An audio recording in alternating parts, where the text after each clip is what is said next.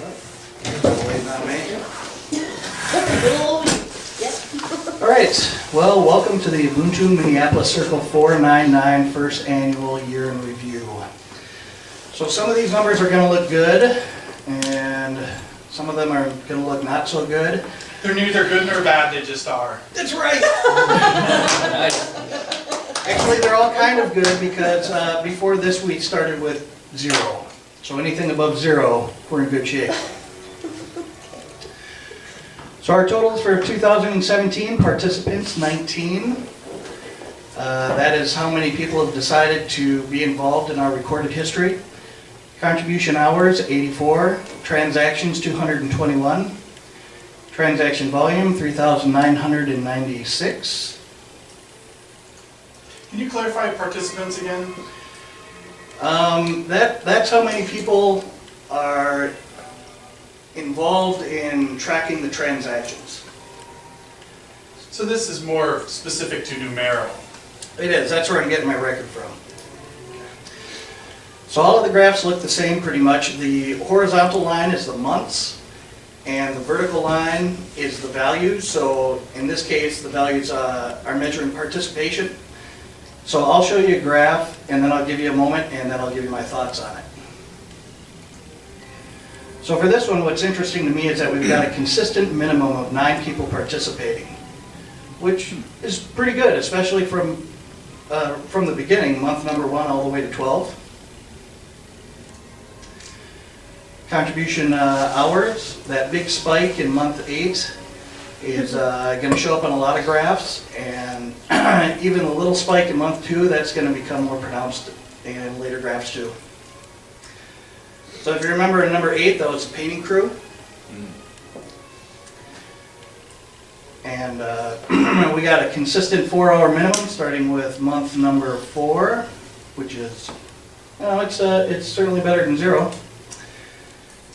2017 subtotal transactions, contributions 64, food 15, products 34, services 88, GOA 20. So the difference between a contribution and a service is a contribution is something that takes time. A service doesn't. Like a contribution might be sweeping the floor, and a service might be renting someone a car, something like that. GOA is a gesture of appreciation. GOAs don't have a specific category. It could be a contribution, it could be food, it could be products or services, it could be anything. It's kind of it's the wild card transaction. So UBUNTU transactions, that's the spike in month 2 I was talking about. And I would describe that as the enthusiastic start, kind of like gym memberships in January. Everyone's really excited at the beginning of the year, and then it just drops off, and that's pretty much what we're looking at here as well. But we still maintain a consistent 10 transaction minimum all the way from month number 1 to 12. Again, that's pretty good. Contribution transactions, there we've got these spikes in 2 and 8 again. The contributions for 2, that was primarily the Rife treatment. If you guys remember that, I think that was at BB's. Some of you remember that. Starting with month 5, we've got a consistent 4 transaction minimum. The UBUNTU food transactions. This is the one that perhaps doesn't look that good. Those first couple of months, that was venison, corn, cookies, kombucha, and chili. And then at number 8, that's the one tomato that Trick V gave me. And I sold out of my venison and corn right away. Right, that was that enthusiastic start in month number 2. Product transactions look exactly the same, and that's not going to be an issue this spring because we're going to have a market and the product transactions are going to be through the roof. So those products were, among other things, drums, songs, toothpaste, cards and salts. UBUNTU service transactions. Consistent 9 transactions starting with month 4, good. GOAs, I don't really have anything further to say about GOAs other than to show you that they statistically exist. They're just part of the Can you give some transaction. examples of them? Like if someone were to give you a ride home. Specific within this group. So you're saying there's GOAs within UBUNTU? Yes, all of these transactions are just UBUNTU. Okay. Ubuntu to Ubuntu. Granted, there's some people that are in Ubuntu doing transactions with people outside of Ubuntu, but none of that is calculated here. Okay, No, I can't. okay. I didn't even think to look at, You gave me one, I can't remember what it was. I throw GOAs around like crazy. I Sometimes think when I gave Bruce one because he lent me his camera. there you go. That'd be a service though, wouldn't it? It is if it's a service if it's clarified beforehand. So if, How in the transaction are you categorizing that? so like if I said, I'll give you a ride to the meeting and I'll take a 20 numero transaction from you for that. That's a service.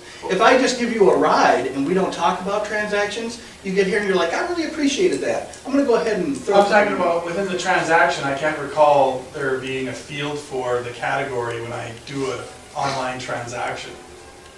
Description. So you're going through and evaluating the description and you're determining what. Oh, you're right, The category, I'm determining that on my own. Okay, But the GOAs are in the description. It'll say GOA. okay. So that's how I know what that is. So here's our pie. The big one is service with 40%. The transactions are related to service, 29 are related to contributions, 15 to products, 9 to GOAs, and 7 to food. Subtotals for transaction volume, contributions are at 1,680, food 169. Products 452, services 1,577, GOA 118. The transaction volume graphs look pretty much just like transaction graphs, so I'm just going to go through these quickly. Ubuntu total volume, again, enthusiastic number 2 there. And number 8, the painting crew. Contribution volume, 8, painting crew. Food volume, yep, looks just like the other one. Product volume looks just like the other one. Services, yep. GOAs. So the volume pie changes a little bit. Here the contributions are at 42% coming in first. Services at 40, product at 11. Food takes the lead over GOA this time with 4, and then 3% for yeah. I think I got that backwards. Yeah, food takes over, and then GOA is 3. Okay, so what we went over is the Ubuntu to Ubuntu transactions, but we've also got some activity outside of the organization itself through the Support Volunteer Program. You can see through from this image that highlighted in red is what we've gone through, but the Support Volunteer Program's got 4 components to it, and 2 of those components are outside of the organization. So the way it works is the support volunteers enable the contributors and the features by transferring points to the organizational unit, which isolates and manages the transactions and then transfers points to the contributors who are providing products and services, or the non-Ubuntu features like the conference room and the website, which is transactions we're doing with people who aren't specifically involved in Ubuntu. So 2017 support volunteer total. Support volunteers, we've got 13 right now total. Contributors, we've got 8, and features, we've got 3. The conference room is plus 80, which is great. That's exactly where we want to be at the end of the year, and I'll explain more about that in a second. The Ubuntu support volunteers, this, by the way, is my favorite graph. Up and up and up. It's on a trend. It's just so good. It's just so good. It's exactly what I like to We see. like to see you happy, Jason. Yeah, it's wonderful. Good graph. Features and contributions, this is my second favorite graph. Not quite as steep as the first one, but still good. Support volunteer total volume. This would look similar to that one too if it wasn't for 8 and 10. And 8 is low because that was the month that we met at Neo Eden, which means we didn't have the contribution requirements or the support volunteer requirements that we do when we meet here. And then in number 10, we met here twice, and that's why that's bigger. Support volunteer transfer requirements. Okay, so every month the support volunteers are going to transfer a certain amount of points to accommodate the contributions and features.